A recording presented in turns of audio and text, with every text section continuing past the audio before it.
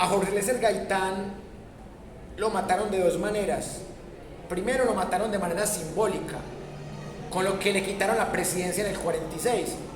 Y también, o sea, el Partido Liberal se había dividido entre Gabriel Turbay y Jorge Eliezer Gaitán. Y todo el Partido Conservador se fue con el ingeniero Mariano Ospina Pérez.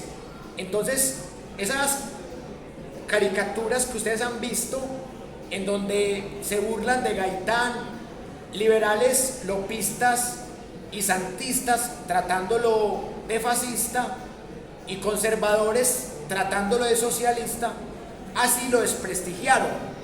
Ese era el humor negro de la época, esa era la manipulación mediática de la época, esa era la forma de mostrar que el presidente debía ser otro.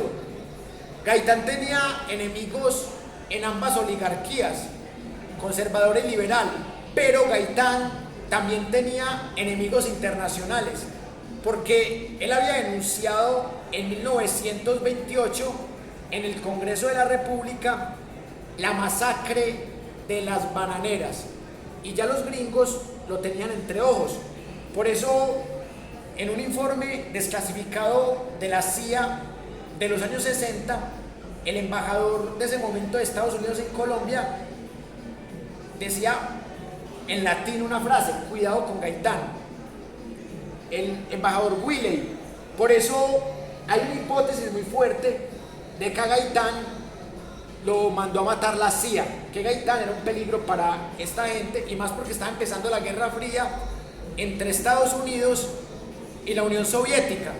Porque quiero que despidamos la clase de hoy recordando la figura de Gaitán, porque en Colombia mucha gente del común confunde a Gaitán con Galán, y Galán no era un peligro para las élites internacionales, no era un peligro para todas las élites locales.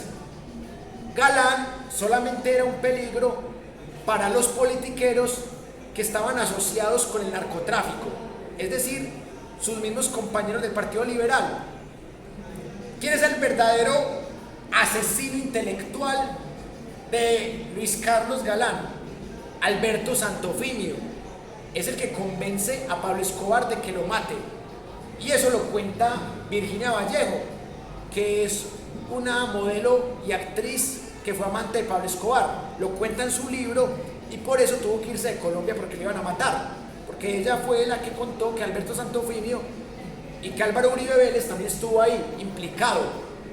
Por eso les digo que Pablo Escobar terminó siendo un títere de los mafiosos del Partido Liberal, y el cartel de Cali monta a un liberal como Ernesto Samper Pizarro. El Partido Liberal, ese partido al que alguna vez perteneció Gaitán, estaba podrido, y Luis Carlos Galán lo sabía. Por eso lo sacaron del camino. Y también es muy curioso que César Gaviria haya sido el mayor beneficiado con la muerte de Luis Carlos Galán. No estoy diciendo que César Gaviria tuvo que ver con la muerte de Luis Carlos Galán, pero se benefició. Entonces, a Gaitán lo mató el Partido Conservador y el Partido Liberal no gaitanista con caricaturas, pero los principales sospechosos de ser autores intelectuales de la muerte de Gaitán es la CIA. Luis Carlos Galán estaba a favor de la extradición y no era tildado de socialista. Entonces, Luis Carlos Galán no era un peligro ni para Estados Unidos ni para la CIA. Entonces, son dos mártires muy diferentes. Luis Carlos Galán es el mártir que el status quo no ve con malos ojos, salvo que sea un status quo narcoparamilitar. En cambio, Gaitán sí era un personaje mal visto por el status quo internacional. Y hay dos personajes que son ignorados por la historia oficial y que al principio de la clase hablamos de ellos y que hay que volverlos a recordar. el señor Carlos Pizarro León Gómez, el que era jefe del M-19, precandidato a la presidencia, y el señor que era el precandidato de la Unión Patriótica, Bernardo Jaramillo Ossa. Esos dos sí eran un peligro para las élites, no solamente para los narcotraficantes y los paramilitares, eran un peligro hasta para las élites de las guerrillas, porque algunos de las FARC también veían con malos ojos a estos que se habían vuelto políticos burgueses y que estaban llevando un mensaje izquierdista desde la paz, no desde las guerrillas. Y también hay hipótesis de que las FARC no querían mucho al señor Bernardo Jaramillo Ossa. A otro que asesinaron, que también fue candidato a la presidencia pero del 86, Jaime Pardo Leal, otro que también amenazaba el status quo. Entonces, de cierta manera, es muy simbólico que el presidente actual de Colombia sea un exguerrillero del M-19, porque cuando el señor Gustavo Petro se posesionó el 7 de agosto, la hija de Carlos Pizarro León Gómez, que es María Pizarro, ella le entrega algo simbólico a Petro, como diciéndole: mi padre quería hacer lo que tú hiciste, o sea, mi padre quería ser presidente después de haber sido guerrillero, pero a mi padre lo mataron, a ti no, entonces, o sea, yo te entrego el legado de mi padre. Entonces, por eso, cuando yo estuve en Bogotá, en esa posesión de Petro, yo pude entender el mensaje simbólico que María José Pizarro le entregaba a Gustavo Petro. Y es porque en Colombia se ha creado una retórica de buenos y de malos. Entonces, los del ejército son buenos, las guerrillas son malos. Hasta ahí normal, listo. Los del ejército son los legales. Pero si ustedes se ponen a mirar, los reclutados de guerrillas, de ejército, de policía, de paramilitares, de narcotraficantes, de bandas criminales, son el pueblo mismo. O sea, el guerrillero raso es tan pueblo como el paramilitar, el narcotraficante raso. Esos tipos armados son victimarios, son víctimas de un mismo sistema. ¿Y saben cuál es el problema? Que los hijos de Uribe, los hijos de Santos, los hijos de Duque, ni siquiera los hijos de Petro, tienen que morir por la patria ya. Petro sí pudo ser asesinado por una causa política, así como fue asesinado Carlos Pizarro León Gómez, pero los que van a la guerra son los hijos de los pobres. Al menos el dictador de la Unión Soviética, Joseph Stalin, mandaba a su hijo. Él decía: mi hijo también tiene que ir a la guerra, porque no puedo montarlo en un pedestal oligárquico. O sea, mi hijo tiene que ir a la guerra también contra los nazis. Y el hijo de Stalin fue a la guerra. Y los nazis lo capturaron. Entonces, cuando los nazis capturaron al hijo de Stalin, se pusieron muy felices, como: fue pucha, vamos a recuperar generales. Entonces los nazis le pidieron un canje a Stalin por su hijo. ¿Y sabe qué dijo Stalin? Lo siento, el general nazi que tengo aquí vale más que mi hijo, entonces no acepto el cambio. Stalin sacrificó la vida de su hijo. O sea, Stalin era un asesino por millones, era un genocida, pero Stalin mandó a su hijo a la guerra. Pero Uribe era feliz haciendo la guerra con hijos ajenos. Y lo peor de Uribe y de Santos, que en esos 8 años asesinaron a 6.402 inocentes, que nada tenían que ver ni con guerrillas, ni con paramilitares, ni con nada. Era gente pobre, ciudadanos de a pie que estaban aguantando hambre y que con la falsa promesa de un empleo los llevaron para un monte, los mataron, les pusieron las botas al revés, uniformes que no coincidían con los tiros en el cuerpo. Entonces los mataban, les metían tiros y después los vestían. Entonces era muy fácil comprobar los falsos positivos. Entonces, mientras que en el peor año de César Gaviria hubo 111 falsos positivos. En los años de Uribe hubo un promedio de 800 falsos positivos por año. 800. O sea, se pasó del peor año que había sido de César Gaviria de 111 a 800. Y dicen que eso no fue culpa de Uribe ni de Santos, ni de los generales. No, que fueron unas manzanitas podridas las que dañaron todo. Entonces, hay que replantearse muchas cosas.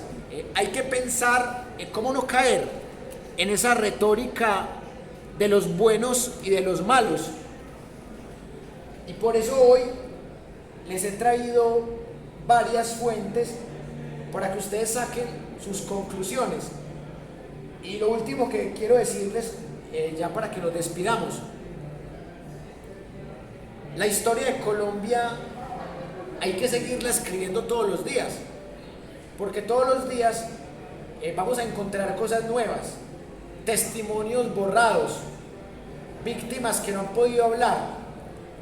Y por eso lo que está haciendo la JEP, lo que está haciendo el Centro Nacional de Memoria Histórica, es recopilar testimonios de esas víctimas que no han sido escuchadas.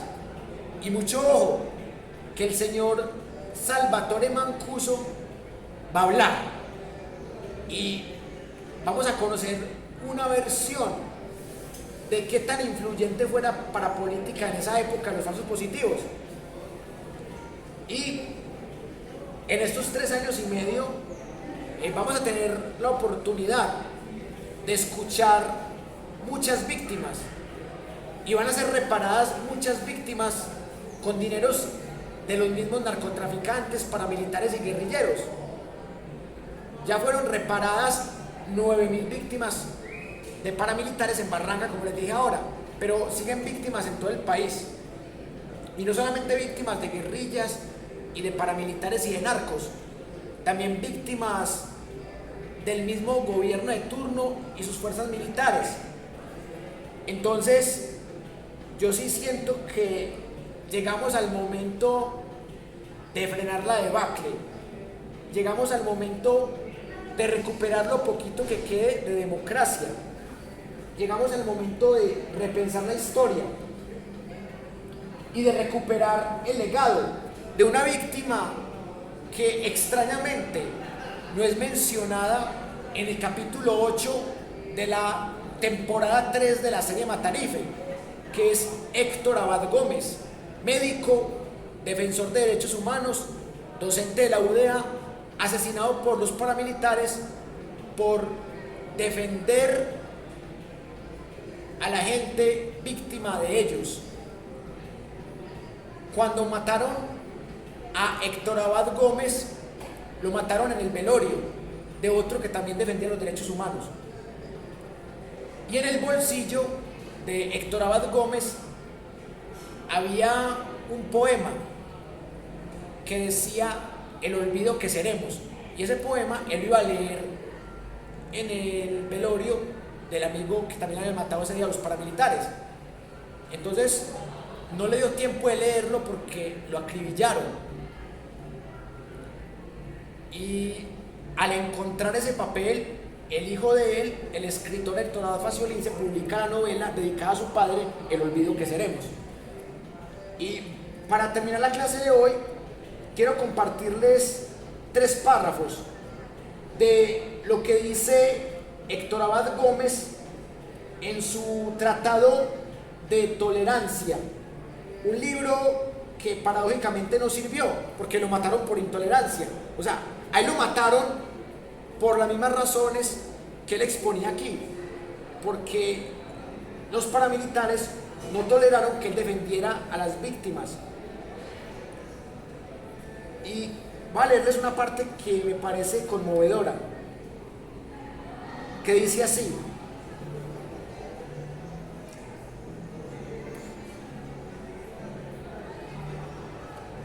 en mi contacto con hombres y mujeres de todas las razas, de todas las religiones, de todas las creencias y de todos los partidos políticos, he encontrado siempre en la mayoría de ellos un convencimiento profundo de que lo que creen o lo que profesan es lo mejor para ellos y para todos los demás, y que si defienden apasionadamente a su nación, a su partido o a su religión, es porque están convencidos de la bondad de estos y porque creen honradamente que la aplicación de sus ideas traerá más bienestar y mejorará las condiciones de todos los seres humanos. Algunos de estos están tan fanáticamente convencidos que creen que cualquiera con otra opinión o idea o cualquier divergencia con lo que ellos piensan pone en peligro a la humanidad misma, su felicidad o la felicidad de los demás. Para esos últimos no escribo. Sé que considerarán peligroso todo lo que no concuerde con su credo establecido. Escribo para los hombres y mujeres desprevenidos, con una mente abierta, para aquellos que no han tomado fanáticamente partido, para aquellos que en la jerga del momento hemos convenido en llamarnos comprometidos, para hombres y mujeres comunes como yo, que profesan lo que profesan y creen lo que creen, con un espíritu abierto, siempre dispuestos a admitir que pueden estar equivocados, siempre atentos a oír con respeto otras opiniones, a modificar sus ideas si se les presentan hechos o argumentos lógicos que los convenzan a compartir con otros el placer de cambiar de opinión, de adquirir perspectivas, de mirar los hechos de distintos ángulos que antes no han sido considerados, de poder admitir honestamente que estaban equivocados. Esto fue lo que dice Héctor Abad Gómez en su Tratado de Tolerancia, un libro póstumo, y yo quiero sacar las conclusiones de la clase de hoy de este libro, porque cada persona tiene derecho a tener su partido político, su religión o su ateísmo o su agnosticismo, lo que quiera. Tiene derecho a tener su equipo de fútbol, su gusto musical, su pareja o su dispareja. Pero a lo que no tiene derecho la persona es a imponer por la fuerza su partido político, su creencia religiosa, su gusto musical, su fijación por algo. Y eso es lo que llamamos tolerancia. Pero más que tolerancia, lo que requerimos es respeto. Respeto por la diversidad. Pero es muy difícil respetar.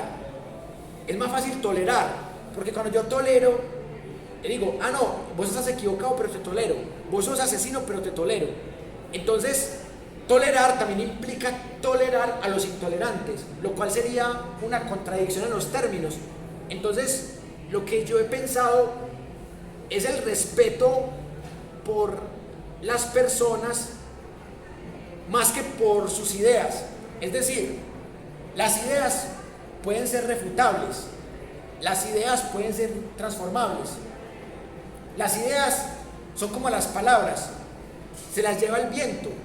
Entonces, yo puedo decirle al compañero, hey, no estoy de acuerdo con esa posición política tuya. O yo puedo decirle a la compañera, hey, no estoy de acuerdo con tu música.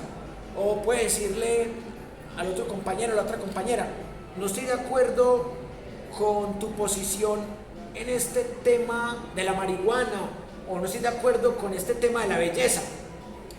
Pero no me da derecho a obligar a esa persona a que esté de acuerdo conmigo, ni esa persona tampoco está obligada a estar de acuerdo conmigo.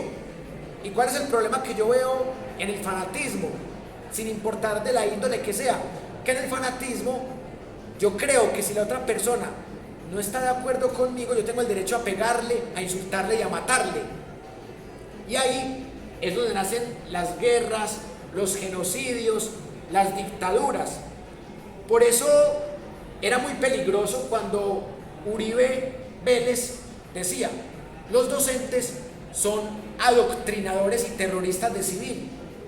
Los defensores de derechos humanos son voceros del terrorismo.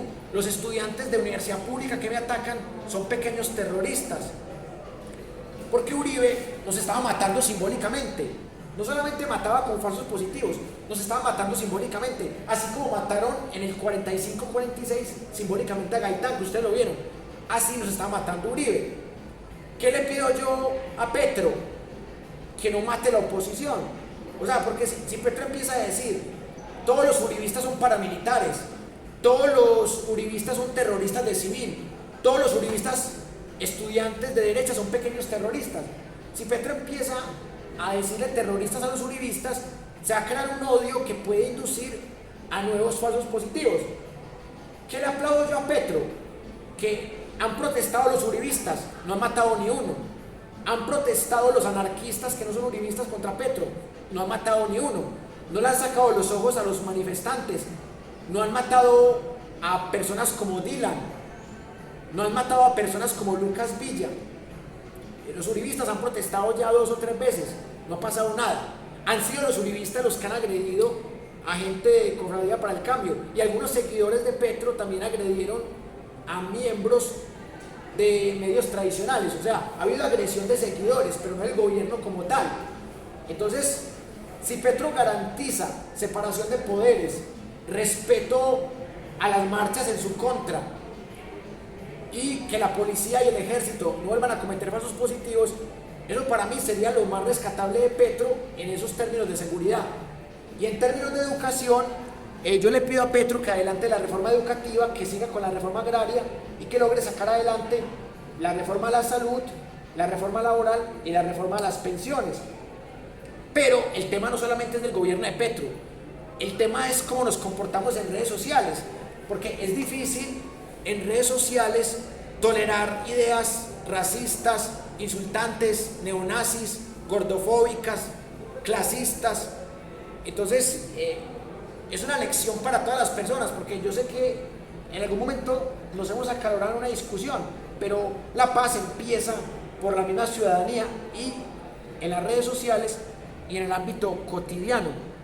Pero acá siempre seguiremos promoviendo el pensamiento crítico como una forma de construir una sociedad más democrática en lo político, más incluyente en lo social, más equitativa en lo económico y más sostenible en lo ambiental.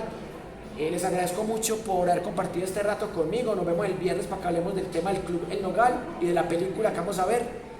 Y espero que la pasen muy bien este fin de semana y seguiremos en contacto. Hasta pronto.